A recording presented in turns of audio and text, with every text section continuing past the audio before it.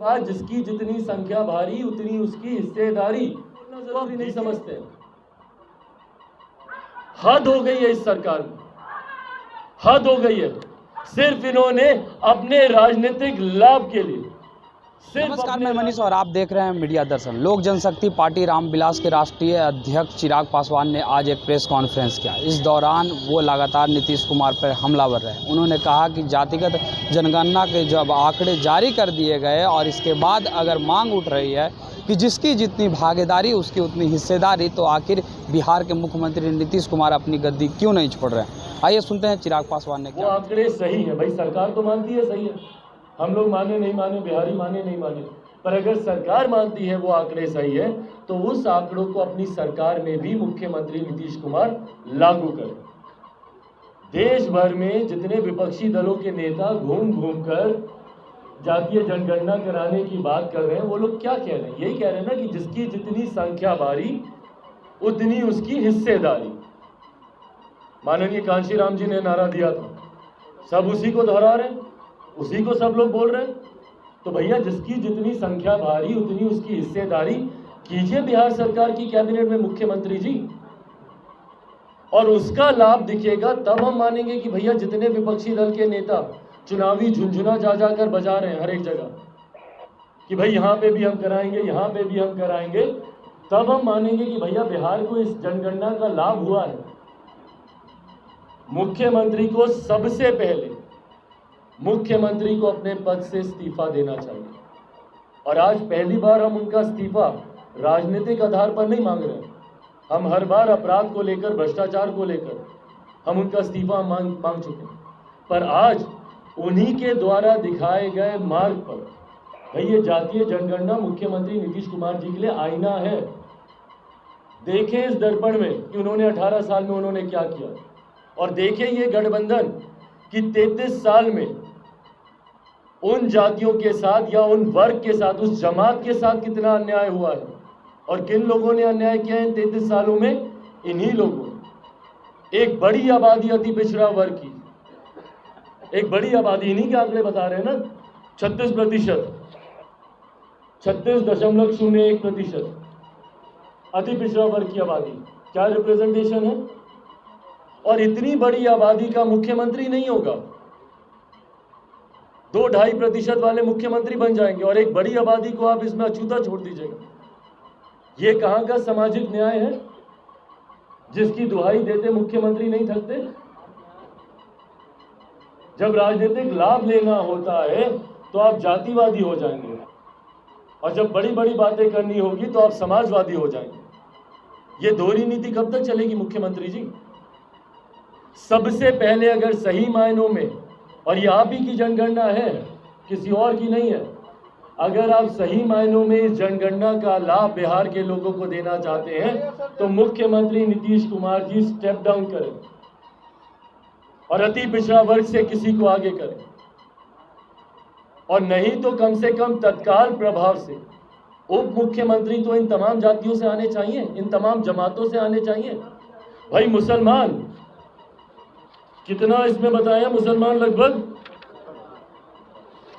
17.7%, लगभग 18%। तो क्यों एक मुसलमान उप मुख्यमंत्री नहीं है?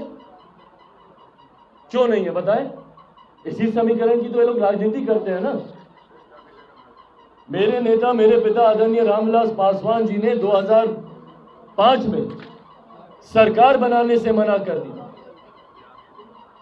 चाबी दी उनके हाथ में, आप जान ही रहे हो बात है, चाबी दी उनके हाथ में, उन्होंने मना कर दिया और प्रस्ताव रखा, और इन्हीं लोगों के सामने प्रस्ताव रखा जो बड़े सामाजिक न्याय के फ्लैग बेयरर बन के आगे घूमते हैं। इन्हीं लोगों के सामने प्रस्ताव रखा, भले वो आरजेडी होती या जेडी होती। हमारे नेता ने खुल के बोला कि बनाइए किसी मुसलमान को मुख्यमंत्री, और लोक जनशक्ति पार्टी उसका समर्थन करेगी। मुसलमान मुसलमान मुसलमान मुसलमान नारा ये लोग रटते रहते हैं। क्या किया ये लोग मुसलमानों के लिए? एक उप मुख्यमंत्री नहीं बनाएंगे आप मुसलमान का? क्यों नहीं बनाएंगे बताइए? इस समीकरण का आपको वोट चाहिए। इनके नाम पे दुहाई देते आप नहीं थकते, इनके नाम पे हिंदू देवी देवताओं को गाली देते आप नहीं थकते, सनातन धर्म को समाप्त करने की बात भी आप कर देते, और उसके बाद जब इनको अधिकार देने की बात आएगी तो आप अधिकार नहीं देंगे। बनाइए भैया एक उप मुख्यमंत्री मुसलमान वर्ग से, बनाइए 2 उप मुख्यमंत्री। गाली देते हैं ये लोग एनडीए को, भाजपा को। 2 उप मुख्यमंत्री किस समाज से? अति पिछड़ा वर्ग से ही बनाया गया था ना। रेणु जी रही थी वहां पे कि नहीं? तारकिशोर जी रहे थे कि नहीं उप मुख्यमंत्री के तौर पर? दोनों अति पिछड़ा समाज से आने वाले लोग, और ये लोग अति पिछड़ा समाज के लोग बात करते हैं। भाई अगर जातियों की अगर आपको इतनी बात करनी है, क्योंकि मेरे मुख्यमंत्री को जातिवादी सोच के अलावा और कुछ सूझता नहीं है, भाई को भाई में बांटते हैं। कल क्या खूबसूरत मिसाल पेश की बक्सर के लोगों ने, ना जाति देखी किसी की, ना धर्म देखी, भागे भागे सब गए बचाने के लिए जिससे जितना हो। पर अगर आप जाति की बात करते हैं तो फिर दीजिए सही मायनों में उनको सम्मान, और बनाइए अति पिछड़ा वर्ग से, बनाइए अनुसूचित जाति से। भाई अनुसूचित जाति जनजाति पूरी, अगर आप इसकी जमात को अगर आप देखिएगा, अनुसूचित जाति 19.6 और 1.6 अनुसूचित जनजाति, लगभग 22% के आसपास। क्यों नहीं बनेगा भैया इस वर्ग से? क्यों नहीं? अगर देश में अगर एक अनुसूचित जनजाति की महिला महामहिम राष्ट्रपति हो सकती है, तो क्यों नहीं बिहार में एक उप मुख्यमंत्री हो सकता? ये तमाम बातें आपके माध्यम से जनता के बीच रखने का मेरा बस इतना ही मकसद है कि जो लोग बड़ी बड़ी बातें करते हैं और अपने आप के बड़े बड़े दावे करते हैं कि देखिए हमने क्या नहीं किया अलग अलग समाज के लिए, ये आईना है, ये आंकड़े उनके लिए कि बड़ी बड़ी बातें इन्होंने खूब की, पर बदले में क्या दिया? पिछले 3 दशक से मैरी गो राउंड की तरह सिर्फ 2 जन बोलना जरूरी नहीं समझते हैं। हद हो गई है इस सरकार में, हद हो गई है।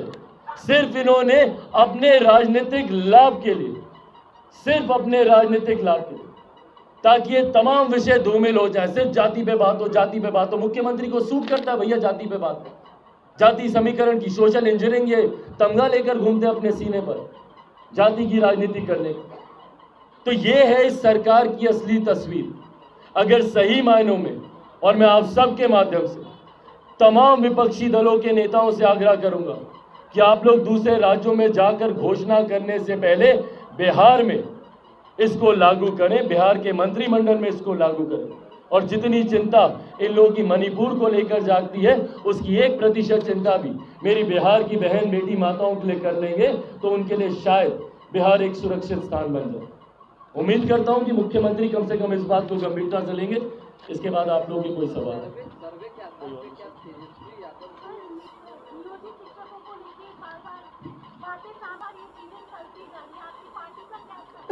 समीप दिखेंगे, लॉलीपॉप एक और पकड़ाया जाएगा इन लोगों को, और बार बार ये पकड़ाया जाएगा। और ये कोई नई बात नहीं है भैया, हम लोग आज का ये मामला है। कितना साल हो गया इसको? 15 साल से ये मामला चल रहा है। तब से लेकर अभी तक सिर्फ आश्वासन पे आश्वासन पे आश्वासन पे आश्वासन। एक वो डायलॉग था ना, तारीख पे तारीख पे तारीख पे तारीख, ये वही चल रहा है इन लोगों के साथ। अब कर देंगे, अब होने वाला है, अब कर देंगे, चुनाव के ठीक पहले कर देंगे, चुनाव के तुरंत बाद पहले कलम के हस्ताक्षर से कर देंगे। ये तमाम बातें की जाएंगी, इस्तेमाल किया जाता है। क्या हो रहा है यहाँ पे आंगनवाड़ी की महिलाओं के साथ? सिर्फ इस्तेमाल किया जा रहा है। किस चीज में नहीं आपने इस्तेमाल किया? मतलब बच्चे के जन्म से लेकर, उसके पहले से लेकर, उसके छोटी छोटी दवा से लेकर, छोटी से छोटी कोई विध होती है उस तक में उनका इस्तेमाल किया जाता है। और बदले में क्या दिया जा रहा है और क्या कर रही है राज्य सरकार इसको लेकर? तो ये जितने भी हैं, नियोजित शिक्षक हो, छात्र हो, आंगनवाड़ी की महिलाएं हो, जितने, इन सबको सरकार के द्वारा सिर्फ इस्तेमाल किया जाता है। पेपर लीक एक के बाद एक हो रहा है कि नहीं? क्या कर रही है राज्य सरकार? जातीय जनगणना, जाति में प्रदेश को बांटने का काम कर रही है। प्रदेश में कैसे उत्पाद इसको लेकर उत्पन्न हो, उसका राज्य सरकार इस्तेमाल कर, उसका प्रयास कर रही है। और एक के बाद एक पेपर लीक हो रहे, कोई बात नहीं कर रहा, किसी को फर्क ही नहीं पड़ रहा कि बच्चों का भविष्य बर्बाद होता जा रहा है। भाई एक बार हो जाता है गलती से पेपर लीक, 2 बार हो जाता है, यहाँ तो एग्जाम बाद में अनाउंस होता है, उसका पेपर पहले लीक होने लग जाता है। ये तो हाल इन्होंने बिहार का बना के रख दिया। तो ऐसे में जो नियोजित शिक्षकों का मामला आपने उठाया, ये सिर्फ एक लॉलीपॉप और कुछ नहीं।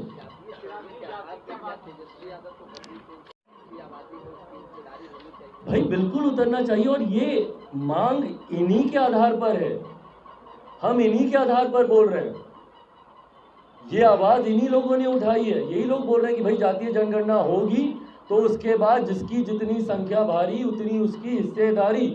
तो अब दीजिए हिस्सेदारी भाई। एक बड़ी आबादी है अनुसूचित जाति की, एक बड़ी आबादी है मुसलमानों की, और बहुत बड़ी आबादी अति पिछड़ा की।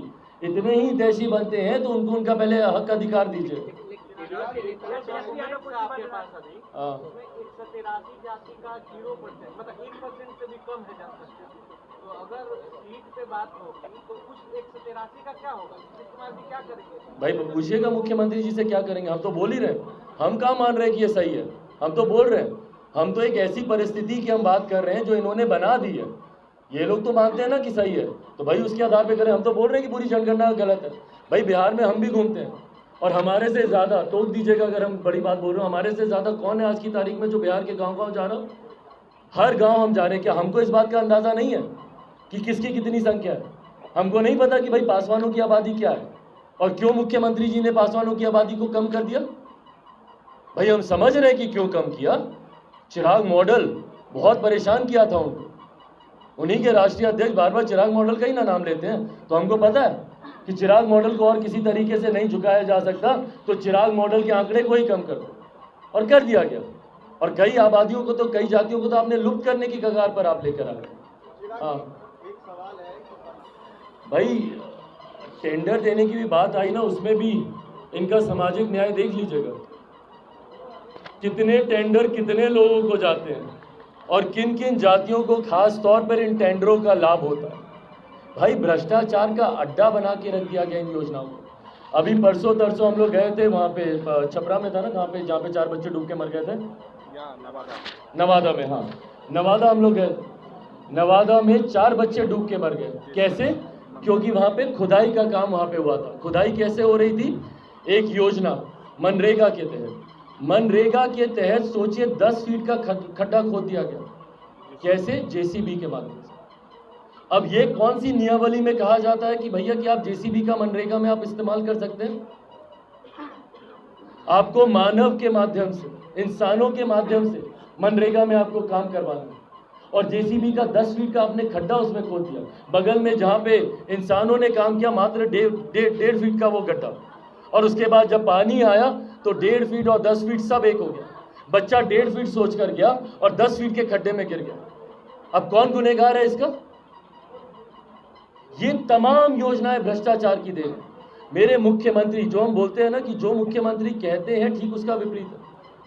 जितना ये बोलते हैं कि 0 टॉलरेंस है इनका करप्शन से, उतना ही करप्शन को अपनी नाक के नीचे टॉलरेट करते हैं। जमुई में, हमारी लोकसभा में एक पुल, अभी सोचिए 2011 में वो पुल बना, अभी तो मेंटेनेंस पीरियड में है वो पुल, और उसका एक पिलर एकदम धराशायी हो गया। क्यों धराशायी हो गया? पहली बात तो गुणवत्ता का ध्यान नहीं दिया जाता, तभी ना खबरें आती है कि हवा में पुल गिर गया, बांध चूहे उतर जाते हैं, क्योंकि बनते वक्त ही गुणवत्ता का ध्यान नहीं दिया जाता। और उसके बाद आसपास उसके अगल बगल इतना अवैध बालू का खनन हुआ कि पिलर का जो बेसिक सपोर्ट था वो भी खत्म। और उसके बाद मुख्यमंत्री वहां पर जाते हैं, बोलते हैं 1 महीने में हम इसको ठीक करेंगे। 1 महीने में ठीक कीजिएगा तो दूसरे महीने फिर वो गिरेगा।